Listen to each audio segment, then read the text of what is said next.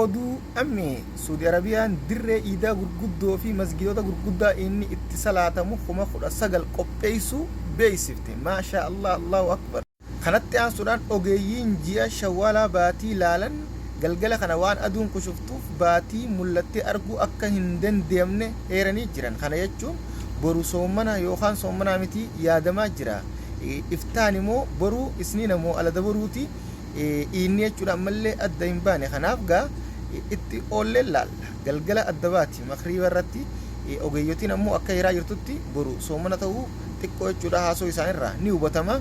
Kanaaf hundaafuu jechuudha ammaaf murteessuu waan hin dandeenyeef galgala makriiba irratti adda baati.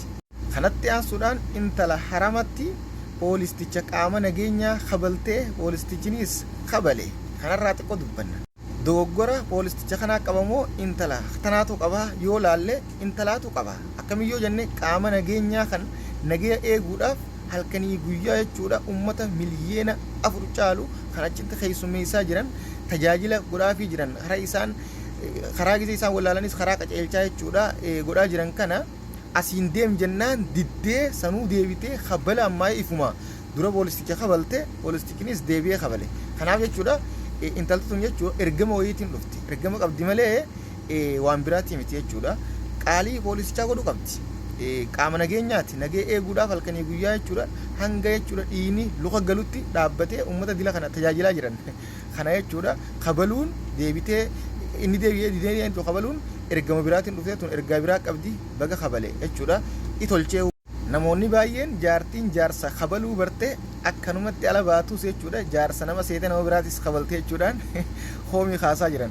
Kun ta'uus ni dandeenya garuu immoo ergama biraati malee jaarsaa fi qaama nageenyaa poolisa wanti waliif taate akka illee hin jirtu jechuudha. Kan akkasitti kanaaf walumaa galatti isiin ergama biraatiin dhufte qaama amantii biraa yookaan taatee jechuudha amantii nama qaballeessuuf dhuftuus waa ergama biraa jechuu qabattee dhuftuus isiin wooma dhuftee jechuu. Kanaaf kun fudhatamaa siin qabu poolistichinis tolchee jira. Namni jechuudha uummanni islaamaa wal jala yaa qaama nageenyaa nageenya isaanii eeguudhaaf achi dhaabbatus ni kabaja. Karaa isaan goraajaan goran yoo karaa wallaalanis ni gaafatan.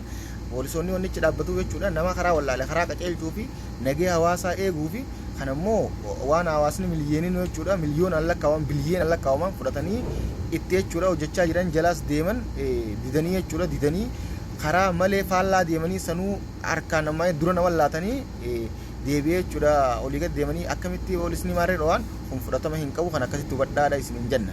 Kanatti aansuudhaan eda ramadaana halkan 29ffaa makka keessatti gabroota rahmaan miliyeena 4 oltutu keessatti salaata taraawii fi ishaa'ii salaatul leeyli leeylatul qadrii salaataa wale rabbiin irraa jaalatu.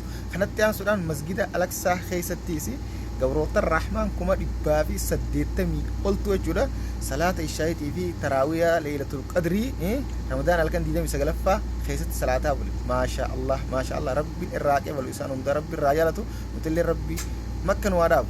Kanatti aansuudhaan poolisii yookaan qaamoleen nageenya biyya teenyaa idni biyya teenya keessatti nagayaan akka gaggeeffamee xumuramuu fi akkaataa gaariin akka kabajamuuf marirra erga turaniin booda xumuramuu fi akkaataa gaariin akka kabajamuuf erga marirra turanii al duree hunda mijjeessanii qopheessaniin booda sochii eegaluudhaaf baatii ji'a shawwaalaa tanuma argamtee guyyaan iidaa guyyaa kana jettee mirkaneessitee ifa gootu qofa eegaa jiran. Kunis baay'ee gaariidha. Yoo dhugaa dubbannee erga jijjiiramni kun dhufee booda biyyi teenya amantiin islaamaa baay'ee keessatti dagaagaa jirti. Baay'ee keessatti eegumsaas godhamaafii jira. Maasha Allah.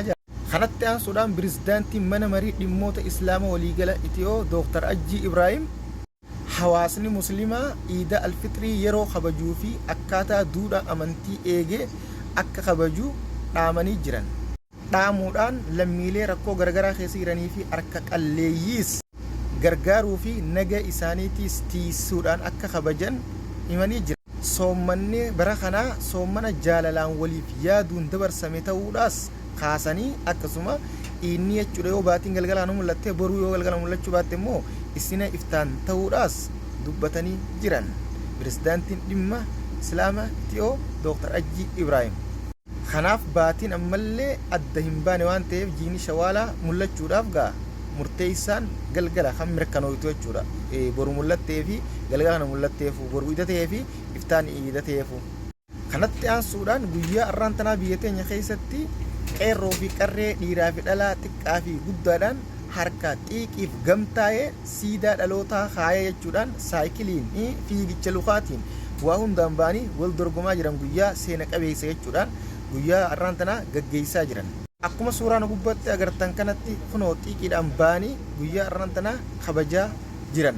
Kanatti aansuudhaan raayyaa ittisa biyyaa haaraa humna jechuudhaan leenjisaa turan huursotti guyyaa arraan tanaa hedduu eebisiisaa oolan. Biyyi teenya biyyuma wachuu waraana eebisuun tokkoffaa ta'aa jirti. Dr. Abiyyiin gaa mootummaa Kooriyaa kaabaa kanarraa jechuudha muuxannoo fakkeenya fudhate fakkaata. Mootummaan Kooriyaa kaabaa osoo biyyattii isaanii hawaasni miskiinummaa fi rakkoo hedduuf saaxilamaa jiran jaaniiti dirooniidhaas ta'e jechuudha ammayyooytuu kan akka Ameerikaanuu jechuudha basaasa itti fayyadamtu as baafti. Waraanaan gaa sadarkaa irra jirti jechuudha. Inninis gaafatti achi dhaqeeti wajjii marii taasisee jira. Eega gaafsan waraana leenjisuu eegalee hanga ammaan tanaa waraana leenjiseetuma gabbaasaa jira. Guyyaa har'aan tanaatis waraana jechuudha humnoota hedduu huursotti leenjisaa turan eebisiisaa jiranii jechuudha ammaan tana. Biyyi teenyaas gaa biyya hawaasni isii jechuudha miskiinummaadhaan sadarkaa keessa jiru taatee jechuudha waraanaan gisee akkanatti jechuudha eebifamee waraanaan amma ammatti gabbaa jirtu kana kan waraanni duruun ammaa miliyoona tokko seenee kan eebifamee jechuudha sochirra jiru jaanii jiran ammaasis waldubaan leenjisaa jiran hangan qabu jechuudha. Kana jechuun mootummaa Kooriyaa kaabaa sanii wajjin waluma fakkaachaa jirti jechuudha. Kanumarraa yaada san kaase. Kanatti aansuudhaan mootummaan Soomaaliyaa Hassan Sheikh Mahmud mootummaa Ameerikaa Tiraampiif buufata galaanaa Baalidooglee fi basaasoo barbaraa akka jechuudha Ameerikaan qabattu akka Ameerikaan fudhattu dhiyeesseefii jira. Kana jechuun akka jechuudha nageenya biyyattiitiif hedduu barbaachisaadha. Ameerikaan meeshaa waraanaatii fi humna waraanaa guddaa achirratti qubsiifattee haala injifattee nageenya Soomaaliyaa tiisitu jechuudhaan akka fudhattuuf dhiyeesse.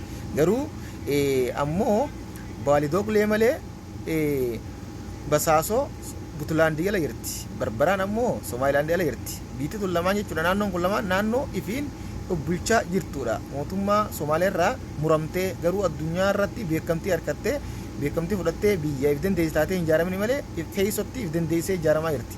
Kanarratti mootummaan jechuudha yookaan ministeerri dhimma alaa Somaalilaandii deebisaa laatee jira. Mootummaan Ameerikaa wayii gowwaa ta'ee yoo jechuudha galaana barbaraa fudhachuu barbaadees bakka tana qubachuu barbaadees nama gaafatu ni beekaa nuti immoo ofii bulchaa jirra kun yaada hin taane jechuudhaan dura dhaabbatee mormee jiraa jechuudha. Kana kaan immoo kabasaasoo Puntlaandiin ammallee yaadaa fi ibsa baafate tokkollee hin qabdu. Kun cuunfaa oduu guyyaa irraan tanaati. Oduun irraa qabna kana fakkaata. Kan biraatiin hanga walitti deemnutti sheer du'eetuudhaan facaasaa waliin ga'a. Kan keessaniif dhiyeessu oduu ammeeti. Dhiyeenya kana gaa inshaallah yoo rabbiin fedha rabbiitiin guyyaa sadiif imaltuu guyyaa sadiitiin imaluu deema. Du'aa isinaaf godhaadha. Hangasuu jechuudha nan eegina jechuu barbaadeeti. Nagaa naaf turaa hangasuu. Ammoo oduulee bareedduu haaree yeroo hunda argachuudhaaf piroofaayila jechuudha liinkii gisee seentan gaa mallattoo gurraatti harka mirgarra tuquudhaan saabskiraayib godhaan isiniin jaa. Assalaamu alaikum warahmatullahi wabarakatuh.